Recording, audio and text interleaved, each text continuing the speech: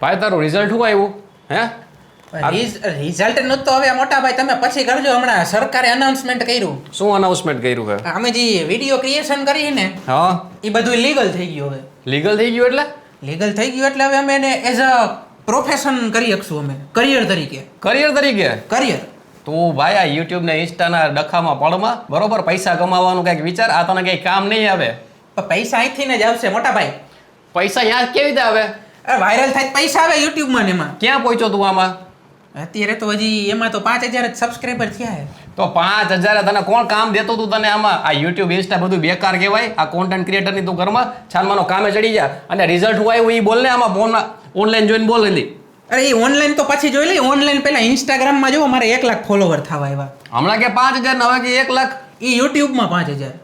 ઇન્સ્ટામાં 1 લાખ થવા આવ્યા. 1 લાખ થવા આવ્યા. હવે આખું ગામ મને ઓળખે છે. શું ઓળખે હવે? રિઝલ્ટ નું બોલ ને. રિઝલ્ટ હું આવ્યું તારું? એ રિઝલ્ટ ભવિષ્ય નથી. હવે ભવિષ્ય સોશિયલ મીડિયા છે.